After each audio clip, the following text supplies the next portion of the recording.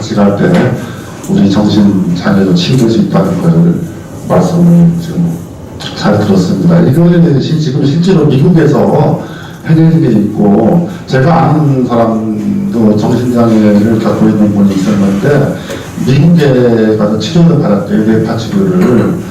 나는 그 말을 들을 때 뇌파 치료가 뭐지? 나는 처음 듣는 이야기였어요. 근데 그 치료를 받고 굉장히 좋아졌답니다. 근데 엄청 비싸대요. 미국에서 가서 그 비용이. 근데 많이 좋아졌대요. 제가 그런 말을 주위에서 지금 들었었는데, 지금 소민아 원장님께서 말씀하신 게 뇌파 관리 치료 방법이 아마 그거 미국에서 지금 사용되고 있는 그런 방법이 아닐까. 이제는 우리도 그런 쪽으로 좀 모색을 해서 실제로 지금 이게 이루어지고 있으니까 국내 최초 우리가 관심을 갖고 치료에 접근할 수 있도록 하는 것도 괜찮을 것 같습니다. 자, 이어서 이제 시간이 좀 많이 간다는데 마지막으로 제 3부로서 오늘 지금 우리가 이 가족들이 정말 이 추운 날에 몇 가지 이렇게 많이 들어보셨는데 이제 마무리를 하겠습니다. 즉, 우리 정신장애 가족이 지금 대한민국의 정신보건 정책 현실이 어떻게 지금 이루어져 있고 어떤 정책이 펼쳐지고 있고 우리가 어떤 위치에 놓여 있으며 앞으로 우리가 가족에 나갈 길은 무엇인가에 대해서 제가 계략적으로 말씀을 드리고 여러분들 또 질문도 받고 서로 의견 수렴하고 듣는 자리로서 만들고 오늘 자리를 끝내도록 하겠습니다. 제가 우선 여러분과 한 20분에 걸쳐서 간략하게 말씀드릴 것은 우리 가족들이 반드시 알아야 될, 꼭 누구도 이야기해주지 않는 이런 정신장애 어떤 처음부터 장애의 질병적인 개념부터 시작해서 의료보건 정책의 진단까지 간략하게 말씀을 제가 그렇게 나눠서 드리겠습니다. 우선 우리가 정신 질환이라는 질병을 우리 사회에서는 어떻게 표현하고 있죠? 자, 정신질환자라고 표현하고 있습니다. 정신질환. 조금 이렇게 인격적으로 표현하자면 정신장애라고 이렇게 지금 사회에서는 부르고 있고 법률적인 용어가 되고 있습니다. 그런데 과연 이것이 맞는지 이것부터 개념부터 확실하게 정립을 하고 이어서 보건정책 진단으로 들어가겠습니다. 자,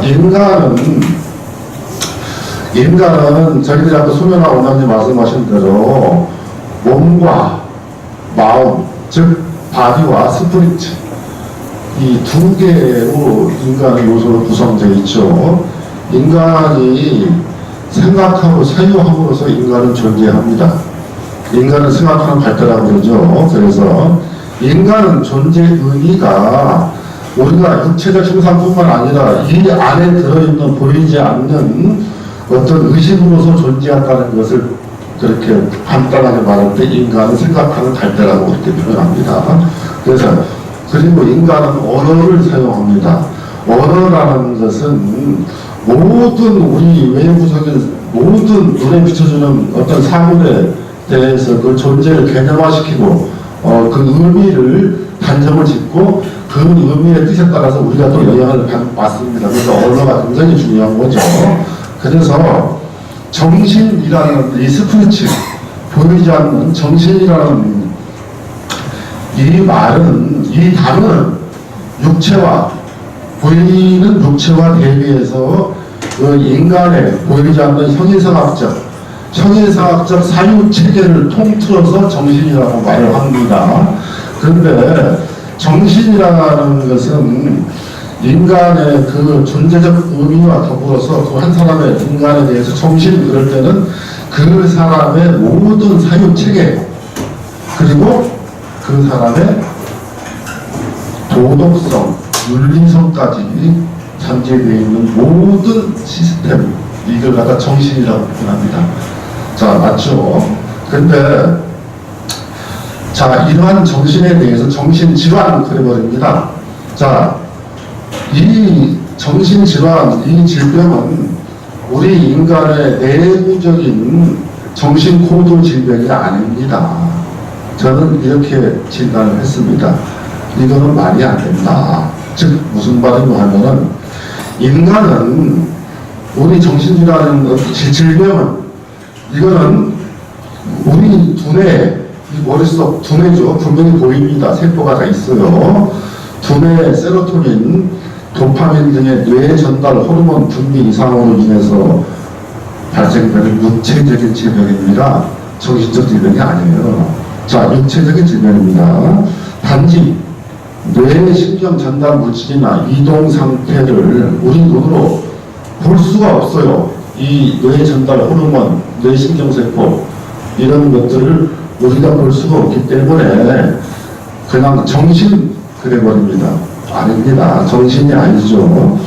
정신질환이라는 언어, 정신질환이라고 하는 이런 지칭하는 것은 한 인간의 정신세계를 폄하하고 모독하며 황폐화시킵니다. 마치 정신질환에 걸리면은 그 사람의 정신세계 이상으로 해서 그 사람이 갖고 있는 윤리, 도덕성까지 결여한 범죄자로 취급돼 버리는 것이 현실이라는 것이죠. 이게 문제가 심각합니다. 즉 정신질환이라는 언어를 사용함으로 해서 한 인간에 대한 부정적 인식과 혐오를 확산시키고 자신과 타인의 인간성을 훼손시킵니다. 정신질환은 정신병이 아닌 뇌 호르몬 분비 이상과 면역체계 이상으로 인한 육체적인 질병입니다. 절대 정신병이 아닙니다.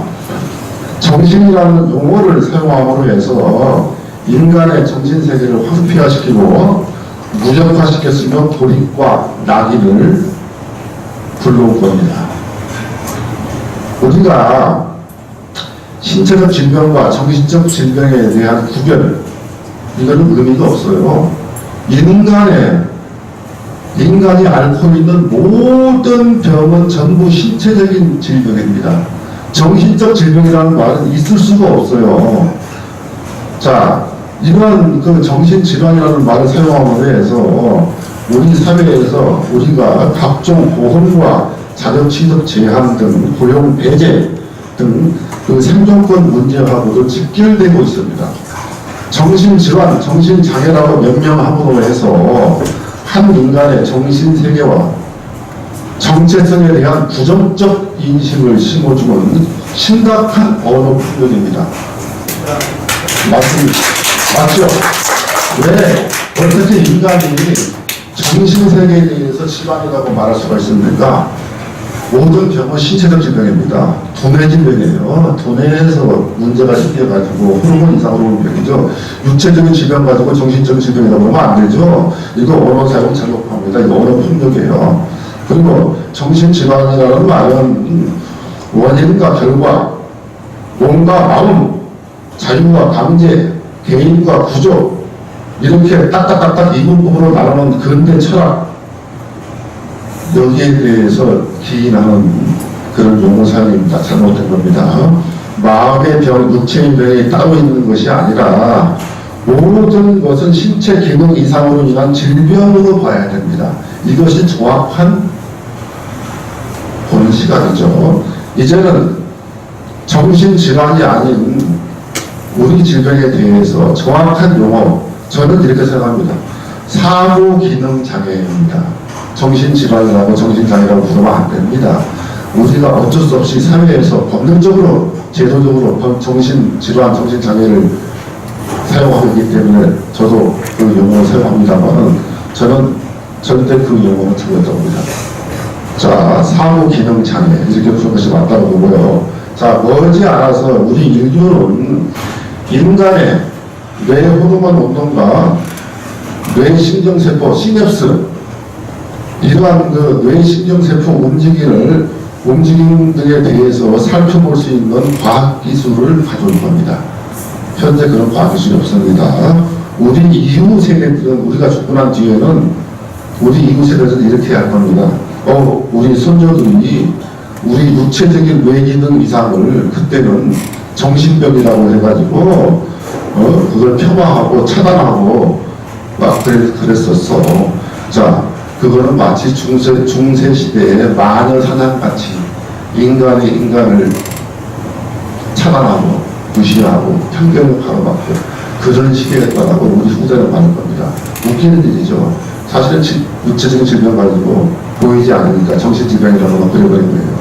절대 정신질병 아닙니다. 저는 이 언어 사용부터가 잘못됐다는 겁니다. 앞으로 저는 기회 될 때마다 정신질환이라는 말을 사용하지 말자. 잘못된 언어입니다. 자, 이 정도까지 이제 제가 이 개념에 대해서 말씀을 드렸고요. 두 번째는 다시 이제 새로운 말씀드리겠습니다.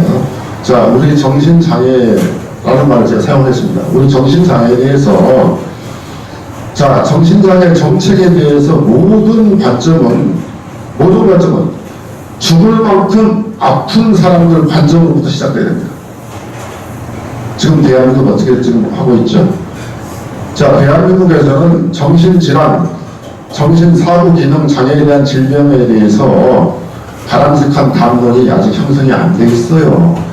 사람들은 무지합니다. 정신질환, 정신병에 대해서. 그리고 그렇기 때문에 사람들이 차별과 편견, 차단을 하고 있습니다. 정신질환을 바라보는 사회적 관점은 정신세계의 파괴에 따른 부용과 혐오와 그에 따른 사회적 차별과 배제, 지금 이런 것이 횡행하고 있습니다. 자, 그리고 또 정신의료학계나 정신보건 전문가들은 정신질환자에 대해 어떻게 하고 있습니까? 증상관리, 회복, 정신건강 서비스 전달 체계에 그 초점이 맞춰져 있습니다. 잘못된 건 물론 아닙니다. 하지만 정신장애 복지 기본 원리는, 정신장애 정책의 기본 원리는 인간 존엄을 바친, 인간 존엄성을 가진 한 인간으로서 사회 속에서 그 인간이 성장할 수 있도록 하는 정책 실천자들의 관점, 즉 인간에 대한 깊은 이해와 철학이 필요한 정책입니다. 이러한 인간애가 없다면 바람직한 정신장애 정책 이루어지기 힘듭니다. 이것이 다른 질병과 다른 것이죠. 그동안 정부, 자, 제가 지금 말씀드렸습니다. 저번에 국가 정신건강 솔루션 포럼에서 정신건강 의료 집단들하고 또 정신건강복지 보건 전문가 이런 사람들이 모여가지고 포럼을 했습니다. 거기서 뭐라고 그랬는가 하면 자기들끼리 야, 그동안 정부 정신보건 전문가 집단 의료기관 종사자들은 정신질환자들에게 대한 재활치료 서비스를 제공하며 경제적 이익이 없고 생존을 유지해왔지만 정작 정신장애인 환자들과 그 가족들의 생존권, 인간성을 지지하고 옹호하는 데는 소홀했음을 가슴 깊이 반성합니다. 이렇게 스스로 반성을 했어요. 이 전문가들이, 의사하고 보건 전문가들이.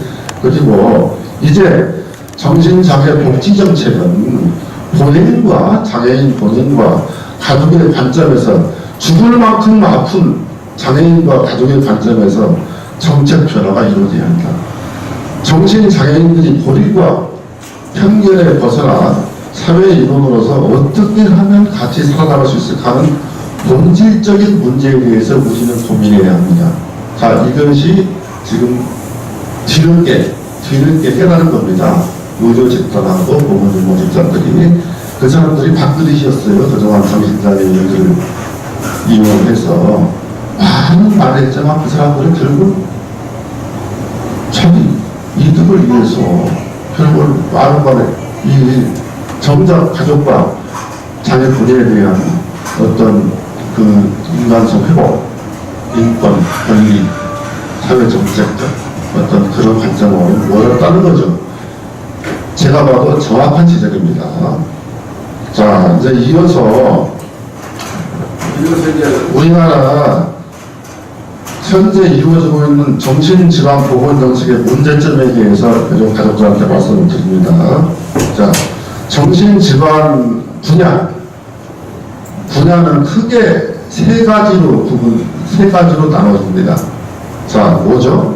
첫째는 정신질환에 대한 법과 제도, 대한민국에서 어떤 법이 있고 어떤 제도가 있는가. 자, 법과 제도 문제하고, 그 다음에 정신질환에 대한 의료와 시스템이 지금 어떻게 되어 있는가. 요 문제하고요.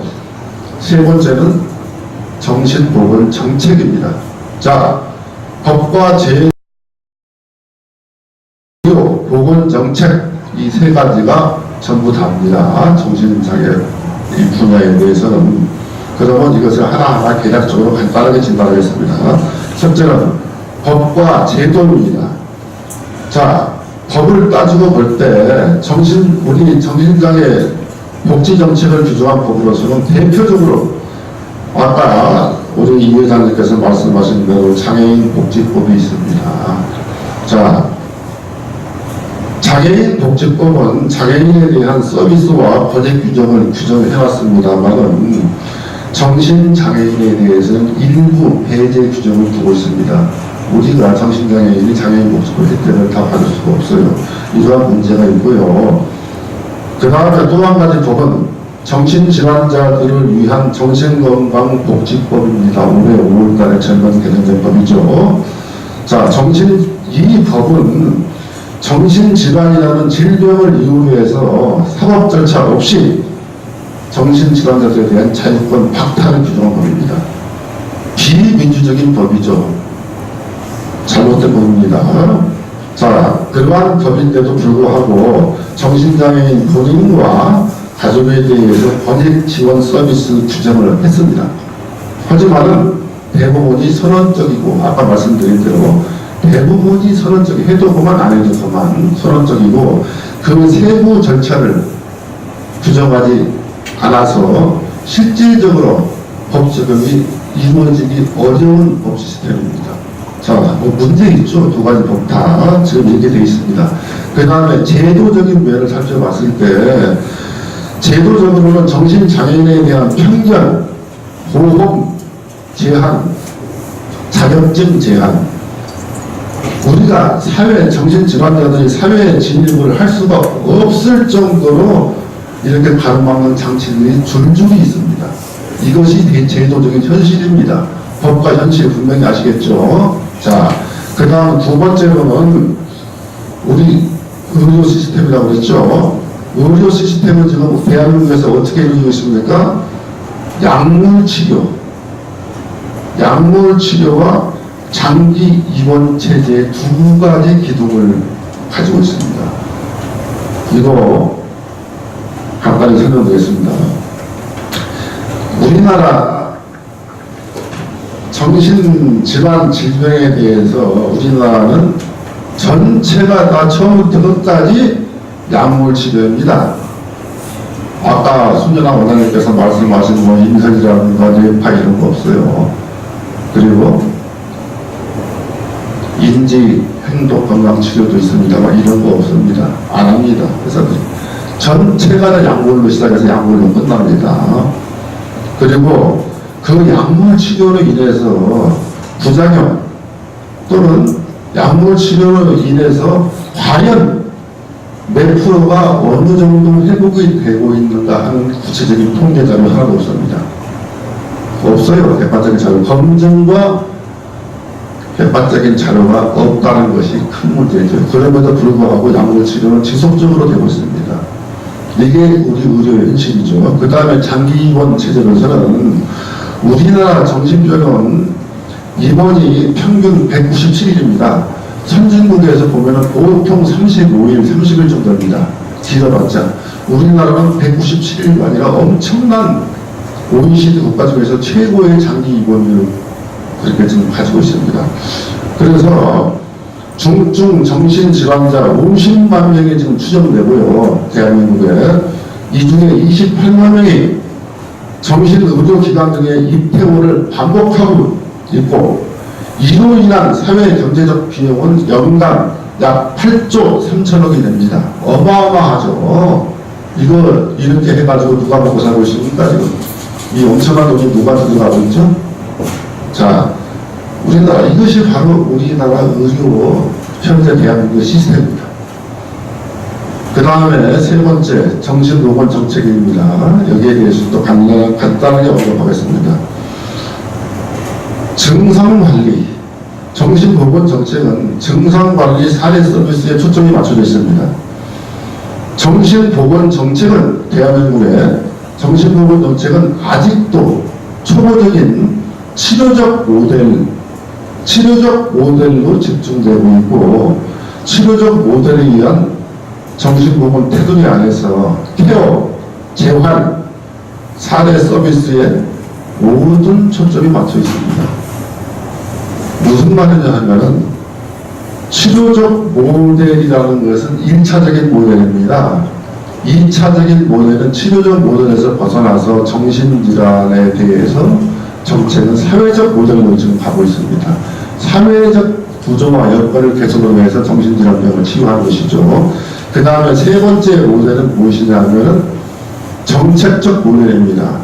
자, 정책적으로 정신질환자들이 지역사회에 자립할 수 있는 정책을 많이 만들므로 해서 정신질환에 대한 활동할 수 있는 테두리, 파운다리를 넓게 넓혀주는 것이 정책적 모델이라고 그러고요. 지금 최고로 발전된 모델이 뭐냐 하면은, 자, 자립생활 시스템 모델입니다. 정신질환자들이 지역사회에 나와서 자기 주도권, 자기 결정권을 가지고 자립할 수 있는 이런 여건을 만들어주는 게 자립생활 모델 시스템입니다. 그런데 우리나라는 아직까지도 1차적인 치료적 모델에 지금 다 집중하고 있습니다. 하나도 발전된 게 없어요. 정신질환자들의 사회 적응의 장벽이 뭡니까? 사회에 적응할 때 장벽이, 가장 큰 장벽이 편견과 차별, 인식 개선과 일자리 창출 등 중요한 정책적 지원보다는 정신건강증진센터, 사례관리 서비스 강화, 미미하지만 사회복지시설에 대한 행정적, 경제적, 정책적 지원에 지나치게 의존하고 있다는 겁니다. 2차적인 모델. 나머지 지역사회 자립정책 예산 없습니다. 이것이 대한민국의 현실입니다. 자, 그래서 우리나라 정책을 분석할 때 모든 것이 문제투성이에요. 법과 제도 살펴봤을 때 문제가 많습니다. 의료 시스템 살펴봤을 때 굉장히 문제점이 있죠. 심각합니다. 보건정책 한쪽으로 너무 편중돼 있어요. 자, 보건정책 현재 우리가 보건행정 시스템이 사례 관리하고 치유하고 증상 관리하고 여러분들에서 많은 서비스를 제공하고 이건 아주 잘 되어 있어요. 물론 필요합니다.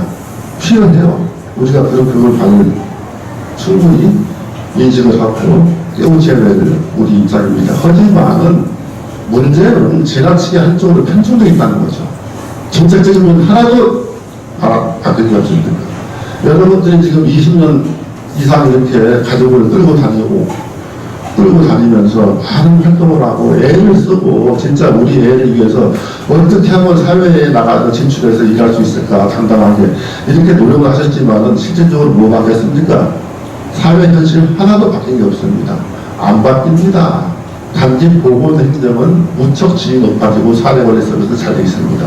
본적으로 인원도 엄청나게 많은 인력들이 늘었죠. 자, 그 사람들 하나의 일자리죠. 하지만 정작 당사자는 누굽니까? 우리 정신장애 가족입니다. 가족의 눈으로 바라봤을 때 사회적 여건의 현실이라든가 이런 것들이 뭐가 바뀌었느냐? 안 바뀌었어요. 20년 전에 좀 똑같아요. 우리 애가 어디 나가서 지금 사회에 나가서 무슨 활동을 합니까? 이런 게 자격증도 안 주고 보험까지도 제한시키고 일자리 어림도 없어요. 아무리 우리가 자격증을 따고 바리스타니 뭐지 기술을 배우고 그냥 열심히 해서 공부를 많이 해서 그런 거 따봐요. 사회에서 받아줍니까? 이 사람 정신장애 질병 경력이 있어. 그 차별적인 시선 때문에 못 배웁니다. 자, 이런 사회적 여건을 개선시키자고 어떻게 정신질환자들이 활동할 수 있습니까? 지금 대한민국은 지금 어떻게 하고 있습니까? 네? 우리를 위한 법과 제도인지, 우리를 위한 보건 시스템인지, 우리 가족을, 정신장애인과 가족을 위한 보건 정책인지, 우리는 심각하게 생각해 볼 필요가 있습니다. 그래서 이어서 이제 정신질환 질병은 사회적 병이라는 것을 다시 또 제가 말씀을 드립니다. 정신장애는 본질적으로, 기본적으로 사회적인 질병입니다. 결코 개인적 질병은 아니라 내가 개인적으로 치료만, 재활만 되면 저 정도 사회에 복귀되는 그런 병이 아닙니다. 즉 사회적 관계 속에서 회복되고 악화되기도 합니다. 우리 인간은 사회적 동물이죠. 따라서 사회 속에서 고립되면 아까도 수원장님 말씀하셨지만 아무리 뇌파 치료하고 무슨 좋은 치료를 다 받고 하더라도 정작 사회에 나가서 활동할 수 있는 공간이 하나도 없어요. 이러면 다시 고립되죠. 그러면 극심한 스트레스와 더불어서 정신적 질병이 다시 찾아옵니다. 따라서 아무리 치료 재활을 하고 사회 적응 훈련을 시킨다 하더라도 사회적 인식과 차별, 편견 이러한 것들이 변하지 않으면 의미가 없다는 거죠. 회복되지 않습니다. 오히려 악화되고 재발됩니다. 일전에 어느 정신장애자가 한 말이 기억이 납니다. 무서운 것은 내 질병 자체가 아닙니다. 정작 무서운 것은 사회의 내응대와 차별입니다. 이 한마디가 모든 것을 다 말하고 있습니다. 사회적 인식과 구조, 조건 이런 개선이 얼마나 정신장애 치유에 중요한지 이 말 한마디로 처음이 다 끝입니다. 그래서 이제 우리 가족들은 눈을 부릅뜨고 분명히 직시하고 살펴야 됩니다. 자, 너희들이 아무리 지금 정신병원 정책이고 법을 만들고 뭘 하고 있지만은 정작 당사자 죽을 만큼 아픈, 죽을 만큼 힘든 우리 정신장애인과 가족들 입장에서 봤을 때는 너희들 무릎이지 하나도 우리한테 도움 되네. 와도 도움은 돼요. 있죠. 하지만 결국은 지역사회에서 나가서 뭘 활동할 수 있는 인프라 구성도 없고 아무것도 없어요. 북치고 장구치고 날라치고 자기들끼리 이런 겁니다. 내가 분노를 느낀 거는 바로 여기서 분노를 느낍니다. 대한민국이 왜 이렇게 이런 데 돈을 다 쏟아붓고 지역사회 자립을 위한 어떤 인프라 구축, 즉 여러 가지 시설이라든가 우리가 나가서 해야 될 일자리 창출, 사회적 차별 개선 인식 바꾸기 운동 이런 거에 대해서 돈 하나도 안 쓰냐는 거죠.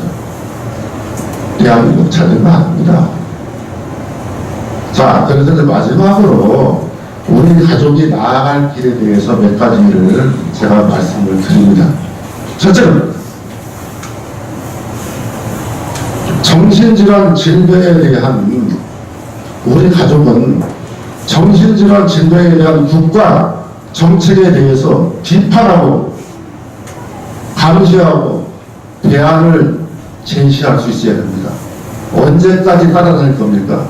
우리가 전문가들이 혹은 어디 센터에서 뭘 한다고 그러면 거기 쫓아가서 쭉 좋은 얘기 듣고 여기 가서 좋은 얘기 듣고 아무것도 변한 게 없어요. 지역사회는. 우리 자기도 어떡하라고. 우리가 지금 앞으로 얼마나 사겠습니까? 이제 부모들도 늙고 지쳐가요. 20년, 10년 전씩 이렇게 어디에 손잡고 끌고 오면서 이제 부모도 늙고 내가 이 세상을 그만두는데 내 새끼가 길거리에서 방황하면 안 되죠. 어떻게 하면 내 새끼가 내가 없더라도 지역사회에 나가서 일도 할 수도 있고 어디 편하게 쉴 수 있는 거주 공간도 있고 쉼터도 있고 참 편하게 갈 수 있으면 좋겠는데 이런 상태로 했다가는 우리 죽을 때까지 안 변합니다. 내가 편하게 문 박지 못합니다. 자, 그렇기 때문에 여기에 대해서 우리 가족은 분명하게 대한민국 정책이 어떻게 이루어지고 있는지 여기에 대해서 비판하고 감시하고 대안을 제시해야 됩니다. 이걸 똑바로 하라는 거예요. 그러기 위해서는 질병을 이유로 자유권 박탈과 차별을 규정한 정신건강복지법을 개선하고 정신장애인의 사회적 진입을 가로막는 잘못된 제도에 대해서 철폐를 주장해야 됩니다. 이걸 누가 하죠? 우리 가족이 하는 거죠. 의사들이 해줍니까? 안 해요. 그렇다고 해서 정신보건 전문가들이 해줍니까? 대학 교수들이 해줍니까? 박사가 해줍니까? 그 사람들은 자기 이야기 하는 거예요. 당사자 아닙니다. 제3자예요. 우리가 바로 당사자죠. 우리가 추진해야 될 것이 바로 이겁니다. 가족들은 이러한 것에 대해서 개선을 요구할 수 있는 권리와 또는 의무가 있습니다. 그 최첨단에 서 있는 것이 바로 가족입니다. 아무도 안 합니다. 정부가 가만히 있으면 시대가 좋아지니까 이제 앞으로 뭐가 나아질 거야. 우리 애가 이제 앞으로 이제 잘 될 거야. 취직될 거야. 어림도 없습니다. 그 사람들 잔치입니다. 가족들이 나서지 않으면 아무것도 안 합니다. 20년 전이나 30년 전이나 앞으로 우리가 죽고 나서도 안 변합니다. 두 번째, 정신질환자들에게 존엄한 인격체가 아닌 실험과 관리 대상으로만 보고 다른 치료 방법을 가로막고 있는 약물 치료 산업의 커넥션에서 벗어나야 됩니다.